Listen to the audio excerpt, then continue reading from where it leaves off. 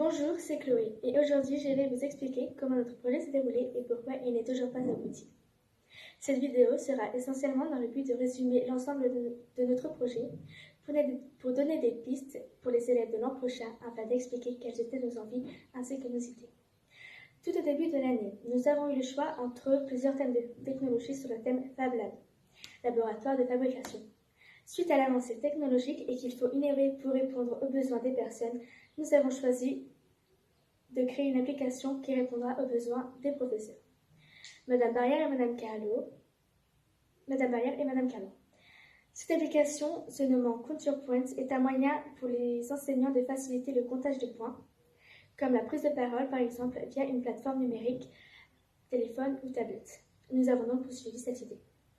L'inconvénient de notre choix de projet était la création d'une application se basant que sur notre expérience et notre langage informatique que nous exploitons que depuis peu. Nous avions eu alors beaucoup d'aide de notre professeur et de ce manuel d'APP Inventor 2, mais tout cela a eu des bénéfices que sur notre connaissance informatique du site APP Inventor 2, car c'est grâce à lui que notre application a commencé. Malheureusement, elle n'a pu se terminer malgré l'aide de notre professeur. Nous avons tout d'abord commencé par créer notre site internet et nous l'avons traduit en plusieurs langues, allemand, anglais ainsi qu'en italien.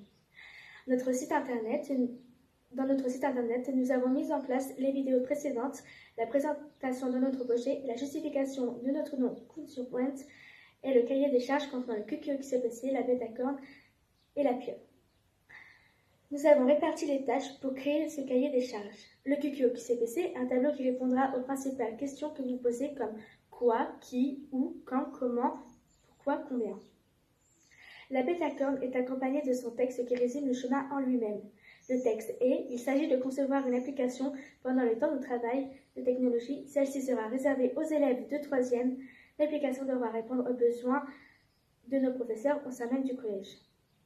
Pieuvre nous montre les 12 contraintes: utilisateur, budget, esthétique, capteur, normes, programmation, collège, facilité d'utilisation, système d'exploitation, notes, batterie.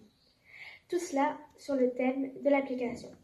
Les définitions des contraintes sont aussi sur notre site internet ainsi que le reste des cahiers des charges. Notre site internet comporte aussi des vidéos en plusieurs langues étrangères que nous étudions au sein même du collège, anglais, allemand ou même italien. Avec mon camarade William, nous avons fait une quête et demandé à plusieurs enseignants de nous donner leur avis et leur ressenti pour cette application, ainsi que leur choix de notation. La plupart de ces critères se résument à la participation, l'investissement ainsi que la mise en place du matériel, surtout sur le plan sportif, et plein d'autres critères ont été évoqués. Nous avons réfléchi au design de l'application. Nous nous sommes mis en accord pour que chaque matière soit individuellement mise en place, c'est-à-dire que quand on arrive sur l'application, nous pouvons choisir la matière, puis votre choix de section, 3e, 4e, 5e ou même 6e. Puis vous choisissez la classe que vous désirez noter. Ainsi, vous choisissez vos critères: participation, devoirs faits, non faits, matériel, etc.